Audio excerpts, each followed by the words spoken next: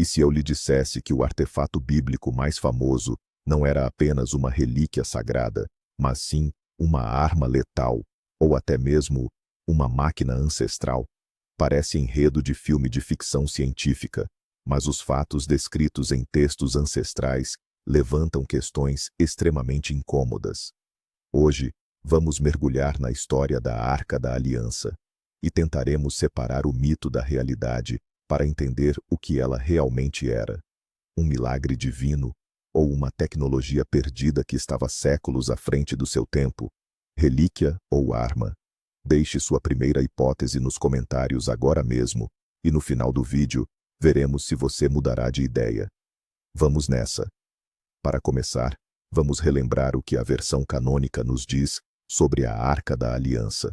Segundo o livro do Êxodo, foi o próprio Deus quem forneceu a Moisés, no Monte Sinai, instruções extremamente detalhadas para a sua construção. Wilmo era um baú portátil, feito de madeira de acácia, medindo cerca de 1,25 m de comprimento por 75 centímetros de largura e altura. Mas o detalhe mais intrigante está na sua construção. Ele era inteiramente revestido com ouro puro, tanto por dentro quanto por fora. E a sua tampa, conhecida como propiciatório, ou caporet, era coroada por duas figuras de querubins feitas de ouro fundido, viradas uma para a outra, e que estendiam as asas sobre a arca. Dentro, a tradição dizia que estavam guardadas as maiores relíquias: as tábuas de pedra da aliança com os 10 mandamentos, o cajado de Aarão que floresceu e o vaso contendo o maná do céu. Para os israelitas, a arca não era apenas um objeto de culto, mas sim a prova física da presença de Deus entre seu povo. Contudo, ela também era um objeto que inspirava um pavor sagrado e profundo. Apenas os escolhidos tinham permissão de se aproximar, e qualquer ação errada era punida com morte instantânea. É justamente nesse ponto que surge a suspeita. Será que estamos falando de algo muito maior do que um mero símbolo? As escrituras bíblicas estão repletas de relatos sobre o poder extraordinário da Arca da Aliança. Não era apenas um objeto de adoração passivo, mas sim um instrumento ativo, capaz de moldar e alterar a própria realidade. Um dos relatos mais famosos é a travessia do Rio Jordão, quando os sacerdotes levitas, que carregavam a arca, puseram os pés na água. O rio milagrosamente se dividiu, permitindo que toda a nação atravessasse para a outra margem em terra seca. Imagine a cena: uma poderosa correnteza d'água simplesmente parando na frente de uma caixa de madeira. Este evento não só fortaleceu a fé dos israelitas, mas também infundiu terror no coração dos seus inimigos. Os textos antigos descrevem isso como um milagre divino, uma manifestação da vontade do Altíssimo. Mas, se olharmos para isso do ponto de vista da física, surge uma questão: que tipo de força seria capaz de deter um rio inteiro? Poderia a arca ter gerado algum tipo de campo de força, ou induzido anomalias gravitacionais localizadas? Parece inacreditável, mas o efeito descrito exige uma explicação que vá muito além do comum. Esta foi a primeira, mas certamente não a última, das suas manifestações de poder sobrenatural. E chegamos agora àquela que é, talvez, a demonstração de poder mais notória e assustadora da arca: a queda das muralhas de Jericó. Uma história que muitos conhecem desde a infância. Os israelitas aproximam-se da cidade, impenetrável e fortemente fortificada. Um assalto direto parecia impossível. É então que lhes é dada uma ordem estranha. Durante 6 dias, eles deveriam marchar à volta da cidade, uma vez por dia. À frente iam os guerreiros, seguidos por 7 sacerdotes com as trombetas, depois os levitas carregando a Arca da Aliança, e o restante exército fechava a procissão. No 7º dia, deram 7 voltas à cidade. Os sacerdotes tocaram as trombetas, todo o povo gritou em voz alta, e as muralhas inexpugnáveis de Jericó ruíram até aos alicerces. Mas como? De que forma o som de trombetas e vozes humanas pôde destruir fortificações de pedra? A ciência moderna conhece o fenômeno da ressonância, onde vibrações de uma determinada frequência podem desintegrar objetos. No entanto, para que isso funcione com as muralhas de uma cidade inteira, seria necessária uma fonte de energia de uma potência inimaginável. Poderia a Arca da Aliança ter sido essa fonte? Um amplificador que focou as ondas sonoras num impulso destrutivo? Esta história transforma a Arca, de um mero objeto sagrado, numa verdadeira arma psicotrônica ou acústica. O poder da Arca não se limitava a criar ou destruir inimigos. Ele era mortalmente perigoso para qualquer um que não seguisse as regras mais estritas de manuseio. A Bíblia contém várias histórias assustadoras que servem como prova cabal disso. A mais conhecida é a história de Uzá. Durante o transporte da arca, os bois que puxavam a carroça tropeçaram, e a caixa inclinou-se. Uzá, que a acompanhava, estendeu instintivamente a mão para amparar a relíquia. No mesmo instante, ele caiu morto. Deus, conforme descrito nas Escrituras, enfureceu-se com ele por sua ousadia. Outro caso ocorreu com os habitantes da cidade de Bet-Semes. Quando os filisteus devolveram a arca capturada, os moradores, tomados pela curiosidade, decidiram espiar lá dentro. O resultado foi aterrorizante. Mais de 50.000 pessoas morreram. Que tipo de força poderia matar instantaneamente por um simples toque ou olhar? A explicação religiosa aponta para a ira divina. Mas do ponto de vista científico, isso lembra o impacto de uma descarga elétrica poderosíssima, uma irradiação aguda, ou algum outro tipo de energia desconhecida.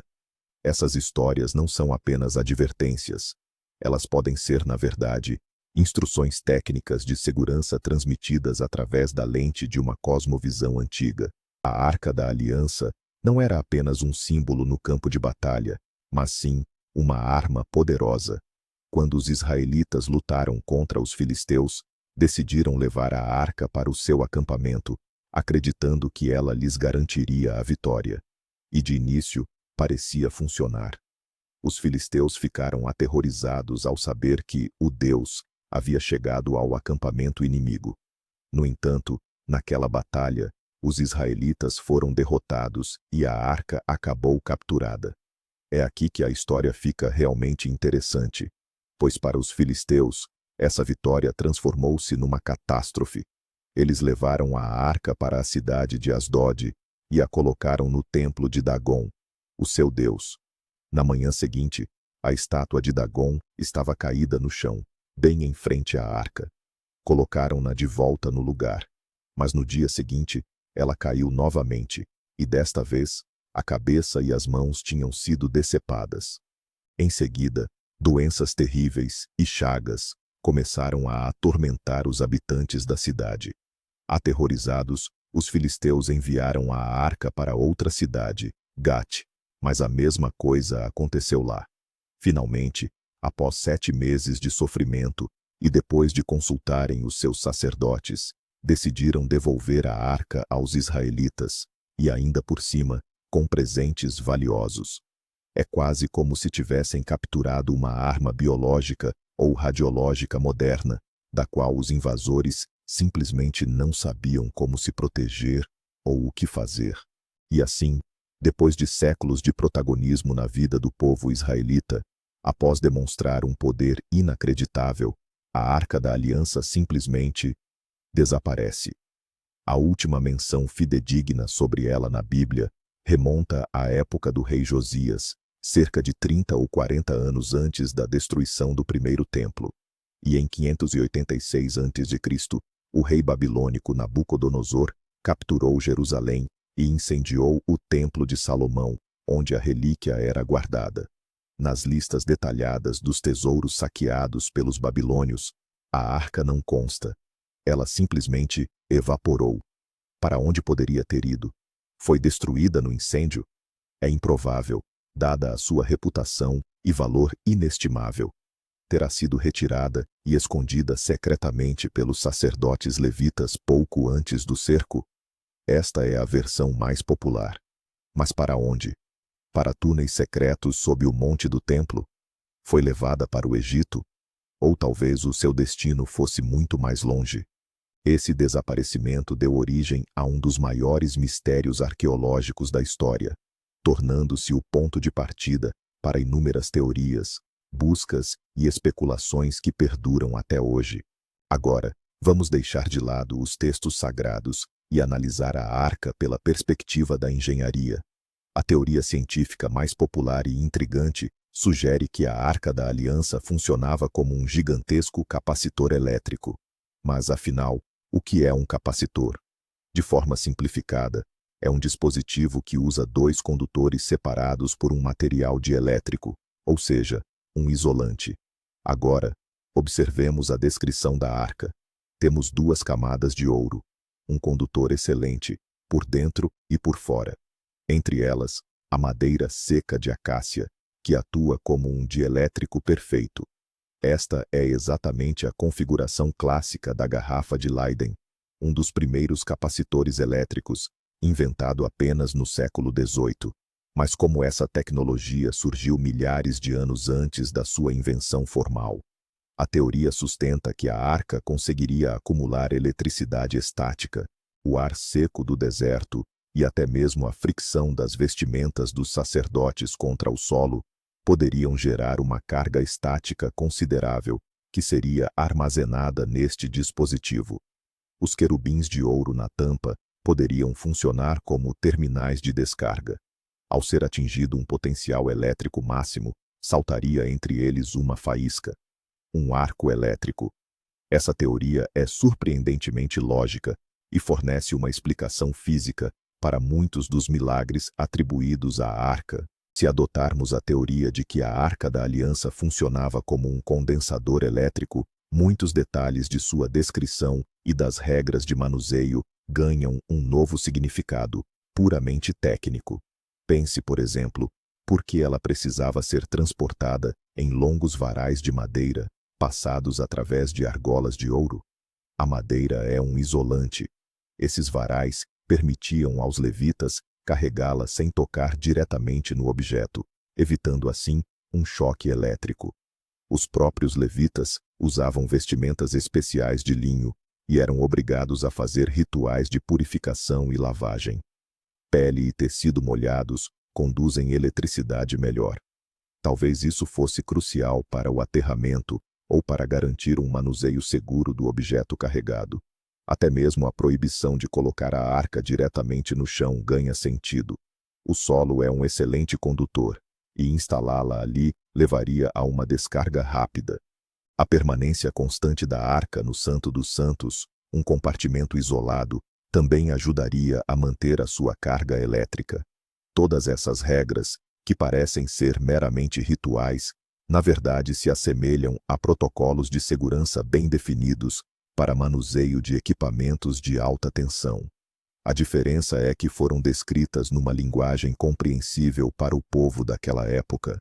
A teoria do condensador oferece uma explicação simples e engenhosa para os incidentes fatais relacionados à Arca da Aliança. Pensemos, por exemplo, na história de Uzá, que tocou na arca para evitar que caísse. Se a arca funcionasse como um condensador potente e carregado, Uzá, ao estabelecer o contato, transformou-se no elo de um curto-circuito. A energia acumulada percorreu o seu corpo e ele funcionou como um condutor, o que resultou numa parada cardíaca fatal. Não se trata de uma punição divina pela audácia, mas sim de um trágico acidente causado por negligência e falha de segurança. O mesmo se aplica aos habitantes de Bet-Semes, que ousaram espiar o seu interior. Se houvesse a possibilidade de uma descarga elétrica, um arco voltaico, surgir na tampa, entre os querubins, a tentativa de abri-la ou de espreitar por baixo dela, poderia ter disparado esse choque elétrico diretamente na face dos mais curiosos. Um arco poderoso não só causaria um choque mortal, mas também poderia provocar cegueira e queimaduras graves. Desta forma, o que a Bíblia descreve como a ira de Deus pode ser, na verdade, nada mais, nada menos, do que as implacáveis leis da física, ativas no passado e no presente. E a respeito da chamada voz de Deus, que segundo relatos, emanava do espaço entre os dois querubins, logo acima da tampa da Arca da Aliança, Moisés, alega-se, comunicava-se com Deus precisamente através da arca. Será que até mesmo esse fenômeno pode ter uma explicação tecnológica? A resposta é: totalmente. Se um arco elétrico se formasse entre os querubins, que atuavam como eletrodos, ele teria ionizado o ar circundante. Esse processo é invariavelmente acompanhado por um chiado característico, estalos e luminosidade.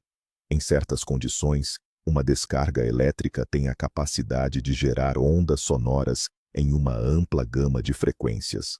Alguns pesquisadores, incluindo o famoso Nikola Tesla, chegaram a experimentar a transmissão de som usando arcos elétricos. Será que a arca poderia ser mais do que apenas um capacitor? Talvez uma espécie de transceptor, um aparelho que transformava certos sinais externos em som e luz?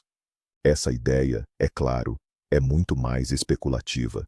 No entanto, ela demonstra que até mesmo os aspectos mais místicos da arca podem ter uma base tecnológica potencial.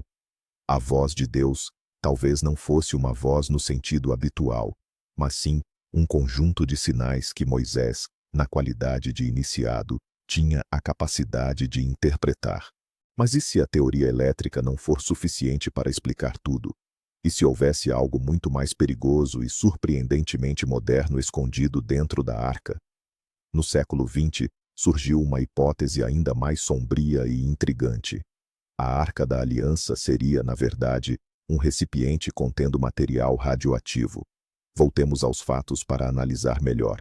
Peguemos, por exemplo, a história dos filisteus que capturaram a arca. Os textos bíblicos relatam que eles foram atingidos por tumores ou chagas agonizantes. Eles também sofreram com uma epidemia devastadora, possivelmente ligada a roedores. Os sintomas detalhados nos textos antigos, chagas, inchaços, queda de cabelo e hemorragias internas, são impressionantemente parecidos com os efeitos da síndrome aguda da radiação. A radiação é invisível. Seus efeitos não são sentidos de imediato, mas as consequências são devastadoras. Ela provoca mutações, destrói o sistema imunológico e leva a doenças oncológicas. A narrativa de como os filisteus, em pânico, passavam a arca de uma cidade para outra, soa exatamente como a tentativa desesperada de se livrar de uma fonte de contaminação invisível e mortal que eles simplesmente não conseguiam compreender. Se a Arca da Aliança realmente fosse radioativa, a questão principal é: qual seria a fonte dessa radiação? A Bíblia menciona as tábuas de pedra. Será que essas tábuas não eram feitas de pedra comum, mas sim de algum mineral radioativo, como minério de urânio? Ou será que havia um outro objeto dentro da arca, além das tábuas, que era o verdadeiro foco da radiação? Os defensores das teorias mais audaciosas sugerem que poderia ser um artefato de origem desconhecida, talvez até extraterrestre. Por exemplo, um reator nuclear portátil ou uma fonte de energia isotópica. Nesse contexto, o revestimento de ouro da arca não serviria apenas como adorno, mas sim como uma blindagem protetora para enfraquecer a emissão de radiação. O ouro, por ser um metal denso, é de fato capaz de absorver radiação parcialmente, embora o chumbo fosse um material mais eficaz. Talvez a tecnologia da época não permitisse o uso de chumbo, ou o ouro teria um significado simbólico adicional. De qualquer forma, essa teoria transforma a arca em um objeto perigoso, até mesmo para os padrões do século XXI. Tanto a teoria radioativa quanto a elétrica oferecem uma nova perspectiva sobre as rigorosas regras de manuseio da arca. Porque só os descendentes de Levi, a casta sacerdotal, tinham permissão para tocá-la e transportá-la. Talvez eles transmitissem, de geração em geração, não só conhecimentos rituais, mas também instruções muito práticas sobre como manusear um objeto perigoso. As vestimentas especiais que usavam podem não ter sido meramente trajes rituais, mas sim uma forma primitiva de traje de proteção. Os rituais de purificação e banho poderiam ser uma maneira de remover a poeira radioativa. A restrição de acesso e o armazenamento em um compartimento isolado, tudo isso parece se enquadrar em medidas lógicas de segurança radiológica. Pessoas comuns, que ignoravam essas regras, estavam, portanto, condenadas. O próprio Uzá, ao tocar na arca, pode ter recebido uma dose letal de radiação. Uma morte instantânea seria menos provável neste caso do que a causada por choque elétrico, mas é possível que os textos descrevam o evento de forma condensada e metafórica. Ou ainda, a radiação era tão potente que provocava a falência instantânea dos órgãos vitais.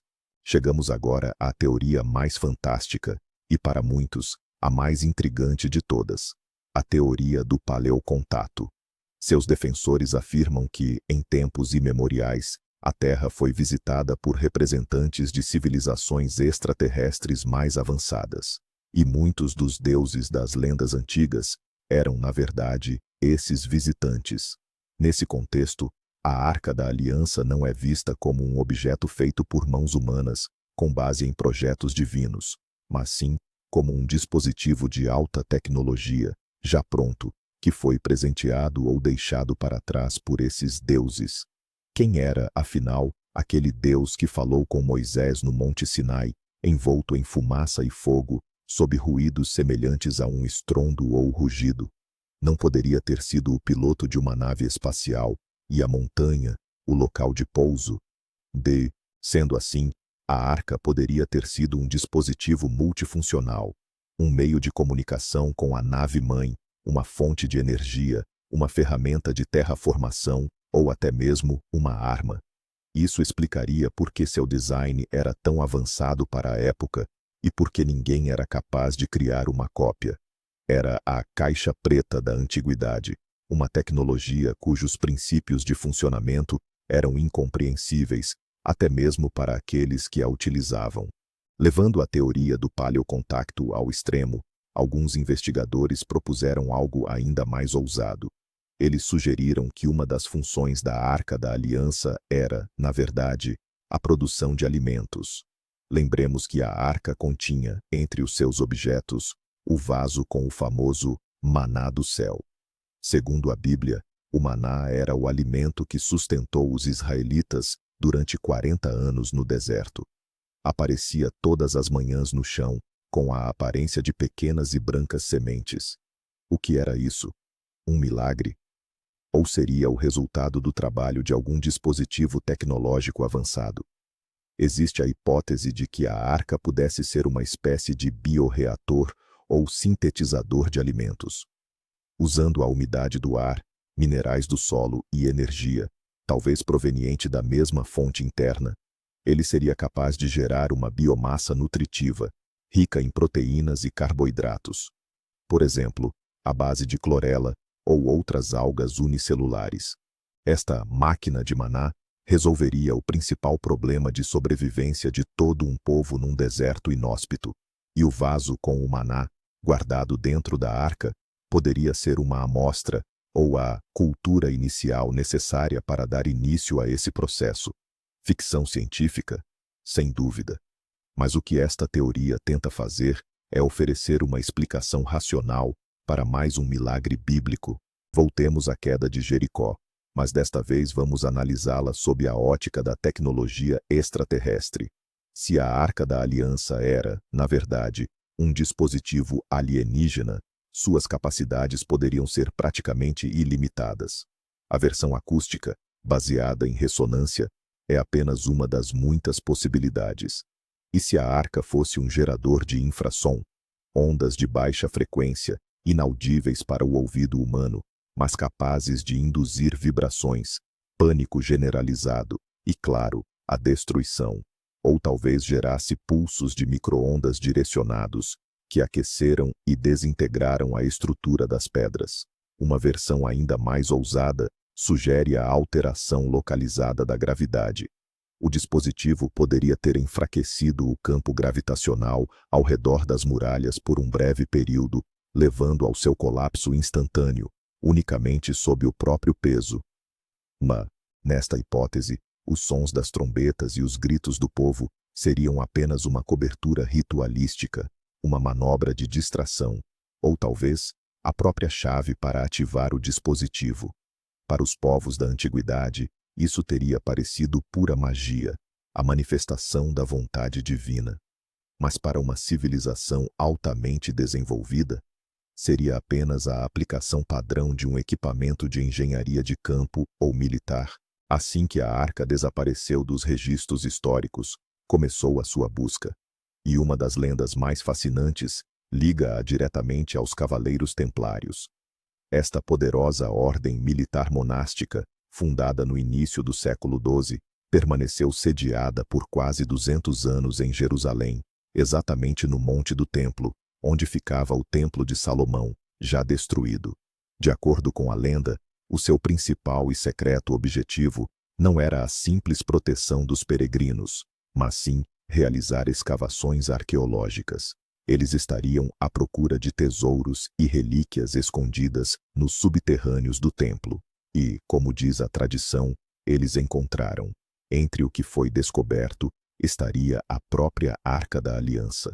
Para os defensores desta teoria, esta descoberta teria sido a fonte da incrível riqueza e poder dos templários. Após a aniquilação da ordem no início do século XIV, os seus tesouros, incluindo a arca, desapareceram sem deixar rasto. Para onde é que o teriam levado? As versões são as mais variadas. Escócia, onde se encontra a famosa Capela de Roslin, repleta de simbologia enigmática.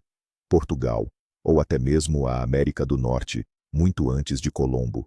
A busca pelos tesouros dos templários e a busca pela arca são dois grandes mistérios que talvez tenham uma solução em comum. Há uma teoria extremamente curiosa que interliga a Arca da Aliança, os Cavaleiros Templários e uma das mais famosas relíquias cristãs, o Sudário de Turim.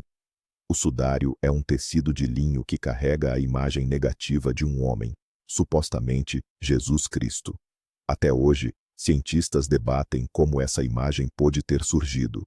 Ela não é pintada, não é queimada, mas sim uma alteração microscópica e sutil na estrutura das próprias fibras do tecido.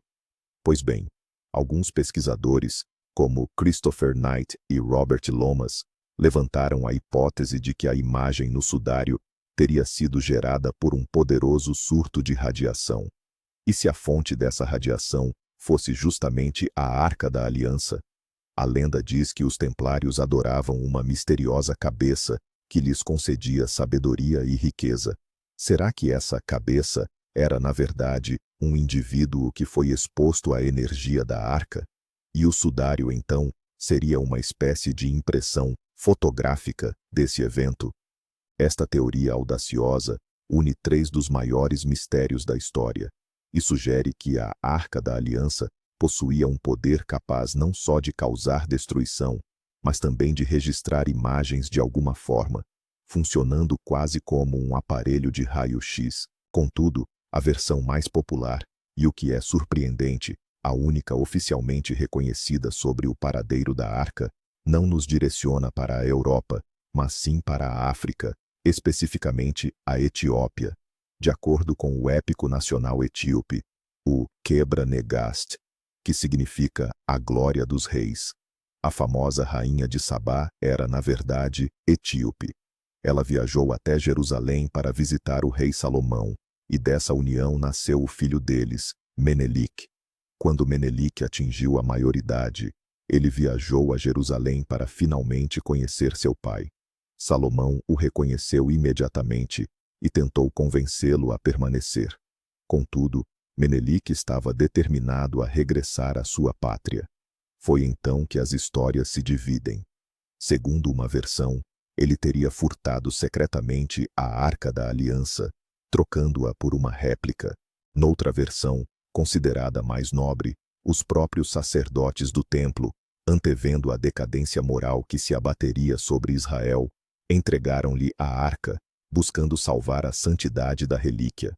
De uma forma ou de outra, a lenda afirma que Menelik levou a Arca da Aliança para a Etiópia, onde, segundo a crença local, ela permanece guardada até os dias de hoje. Esta narrativa não é apenas uma história. Ela é o pilar da identidade nacional e religiosa etíope. E para milhões de habitantes, isto não é lenda. É um facto histórico inquestionável.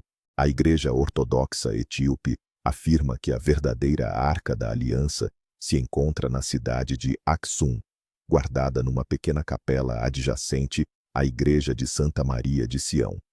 O acesso à relíquia é rigorosamente proibido.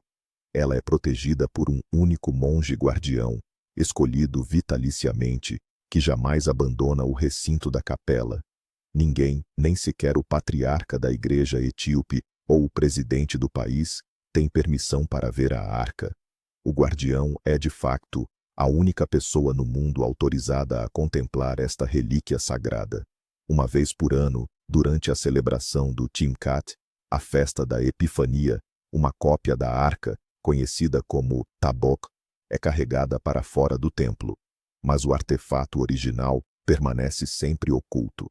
No passado, vários investigadores ocidentais, como Graham Hancock, tentaram obter acesso à arca, ou pelo menos provar a sua autenticidade, mas todos os esforços foram frustrados. Os etíopes afirmam que o mundo ainda não está preparado para suportar o poder da arca e que a sua revelação pública marcaria o prenúncio do fim dos tempos. Acreditar ou não nesta história é uma questão de foro íntimo, mas permanece o facto de que este é o único lugar no planeta onde se reivindica a posse física do maior e mais sagrado artefato bíblico. Então, no final das contas, o que é que temos? De um lado, temos um artefato poderosíssimo, descrito nos textos antigos. Do outro, a ausência total de provas materiais da sua existência hoje. Por que é que os etíopes não apresentam ao mundo as provas, se é que realmente possuem a arca? Uma simples análise científica poderia confirmar ou refutar as suas alegações. Talvez temam que a relíquia seja apenas uma cópia, o que minaria as bases da sua fé e até mesmo do seu estado.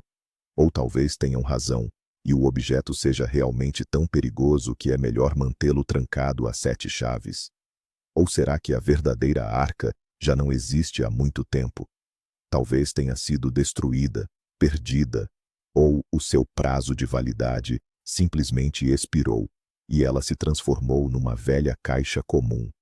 O mistério da Arca da Aliança é um espelho perfeito para a humanidade. O crente vê nela um milagre divino.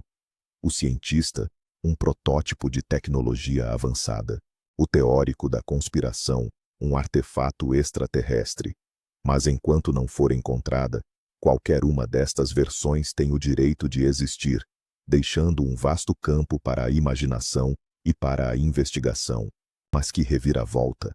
Aquela caixa de madeira, aparentemente simples e revestida de ouro, transformou-se, perante os nossos olhos, num gigantesco condensador elétrico, num contentor de elementos radioativos e até mesmo numa máquina alienígena multifuncional. De relíquia sagrada, a arma de destruição em massa é literalmente um passo. A Arca da Aliança continua sendo um dos maiores e mais intrigantes mistérios da história da humanidade. Os textos bíblicos a descrevem com tanto temor e pavor que, querendo ou não, somos obrigados a refletir. E se fosse algo muito além de um mero símbolo de fé? E se os nossos antepassados tivessem encontrado uma tecnologia que não conseguiam compreender e a descreveram na única linguagem que lhes era acessível, a linguagem dos milagres e da intervenção divina? Obrigado por assistirem a este vídeo até o final. Espero que esta jornada pelos labirintos da história e das hipóteses tenha sido fascinante para vocês. Se vocês gostaram das nossas reflexões, deixem o seu gostei e inscrevam-se no canal para não perderem as nossas próximas investigações. Cliquem no sino para receberem as notificações. E agora, a pergunta principal para vocês. O que vocês acham que a Arca da Aliança realmente era? Seria um artefato divino, uma tecnologia perdida, ou apenas uma lenda bonita e instrutiva? Compartilhem a vossa teoria mais audaciosa nos comentários abaixo. Estou muito ansioso para ler as vossas ideias.